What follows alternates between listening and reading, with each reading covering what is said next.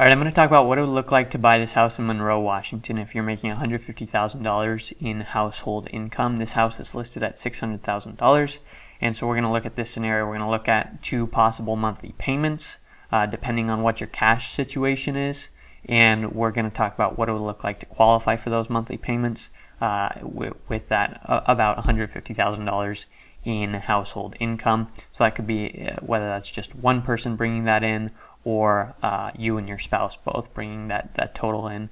And of course, with mortgage, like most things, it's helpful to get a sense of the exact scenario if you can, but hopefully this video will be helpful even if you're not right on that price point or right on that income amount. If you're in that ballpark, hopefully walking through a concrete scenario with a real house, think through real numbers with income and cash will be helpful. So let's start out by looking at the quote, and then I'll talk briefly about qualifying. So here are two different quotes depending on your cash situation. So both scenarios, we're assuming the $600,000 purchase price. I'm assuming that you are a first-time home buyer, and what that does is it sometimes gets you access to a little bit better pricing. Sometimes you can qualify for loan programs that offer a little bit better pricing than the exact same scenario, but someone who's not a first-time home buyer. So we're assuming you are a first-time home buyer. We're assuming purchase price of $600,000, and I am assuming credit of $700.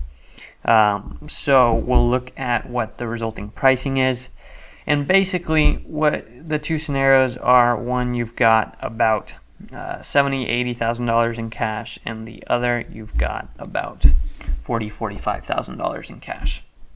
So the way I went about creating these two quotes is, one, we have a 5% down scenario for this lower cash amount, and then we have a 10% down scenario here for this higher cash scenario.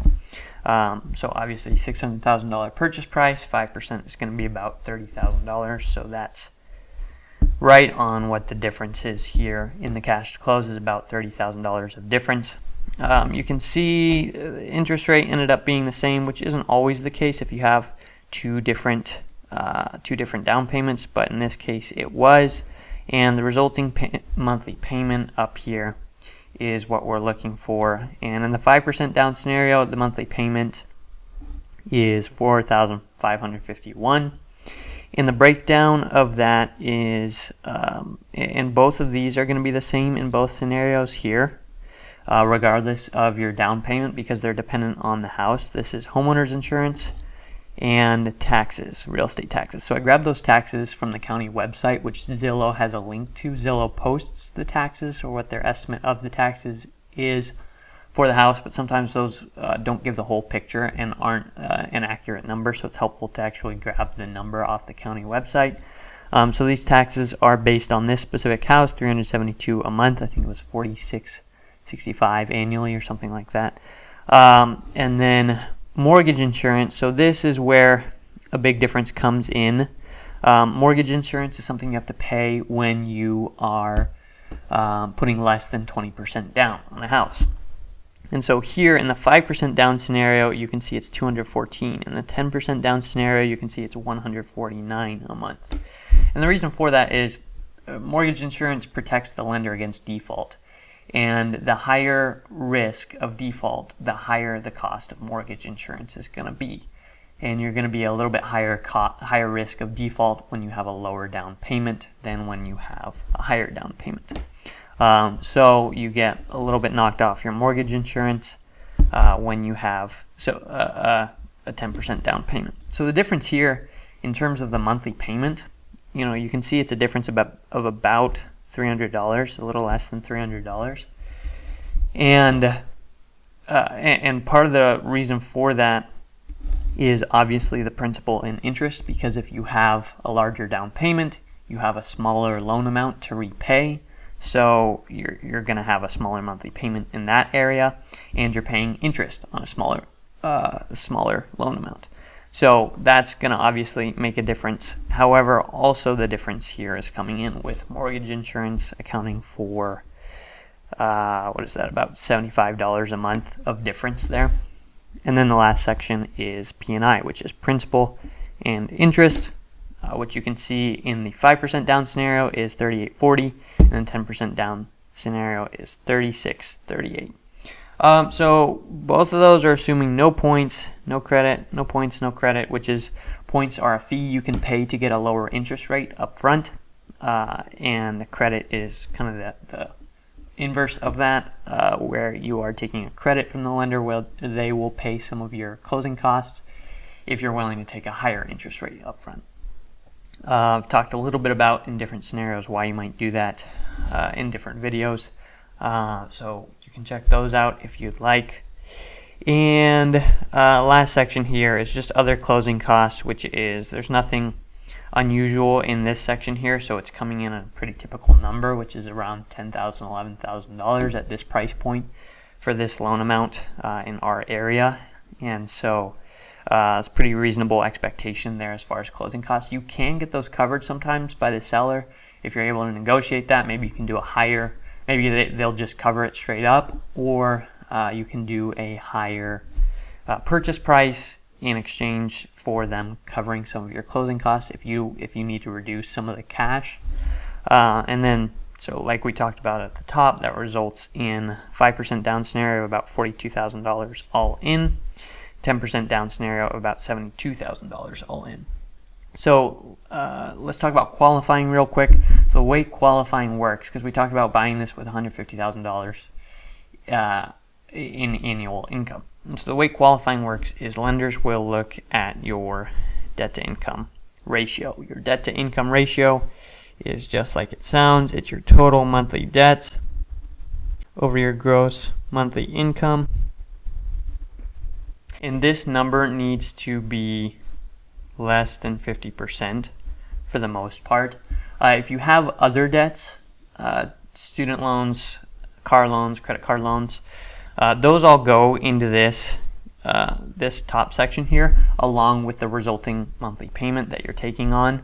And so if you have other loans that are included in this top number that are just barely putting you over that 50% number, FHA loans as opposed to conventional will sometimes give you a little bit of wiggle room on that 50% number. So that is something to consider if you have other debts that are putting you over, and otherwise conventional makes sense, but that might be a one reason to look at FHA. And so that's the way qualifying works, and that gross monthly income is it's your income before taxes, and if you got two people on the loan, household income, then that's what they'll use. If you just have one person, great, but it's your total monthly income that they're using for the loan from the borrowers on the loan. And if that's salary, if you guys are both making salary, then that is pretty straightforward. The lender will pretty much just use whatever your salary is. But if it's variable income, if you're paid hourly, if you are paid on commission, if you have a lot of bonus that's included, then sometimes that gets a little bit trickier to calculate. So you just have to make sure that the income that the lender is using is enough to keep you below 50% in your debt to income ratio. So here, $150,000 a year divided by 12 months is, I think it's 12 and a half. Let's double check. Yeah, so that's 12 and a half per month. So you're not going to have any trouble qualifying for either of these scenarios. You're good on both of these, obviously. If you're a little bit below that, or at least if your qualifying income is a little bit below that, maybe you make more, but the income that the lender's willing to use is a little bit below that because you haven't locked in 2 years, or your average over the 2 years is a little bit lower than what you expect to make or are making now. Whatever they're using is less than what you really know, and you're having trouble qualifying, but you can afford the monthly payment. That's a scenario where you might consider points down here. That's a scenario where you might consider points in order to help you qualify for a monthly payment that you can afford otherwise, but this will get the rate down to the point where the lender will give you the loan. All right, so I hope that's helpful. Again, the best way to go about this, the best thing to do is use your exact numbers to get a sense of what things are going to look like for you, because your monthly payment is going to vary based on a lot of different things that are unique to your situation. So the best thing you can do is get a quote for your specific situation. So if you want to do that, feel free to reach out. Our team works hard to serve as advisors. Of course, we provide loans. We are mortgage brokers. My name is Landon Buteau, and I work with Cleveland Street Mortgage based in Bothell, Washington. And we are mortgage brokers. We provide loans, but we work hard to serve as advisors and provide just the best expert and honest advice you can get. So if you'd like to get a sense of what it's like to work with us, you can watch. There's a link in the description here. There's a link to a video of the process for our clients, so you can check that out. And if you are interested in getting a loan in Washington or Idaho, please do reach out. You can text, email, call, schedule a call, whatever works best for you.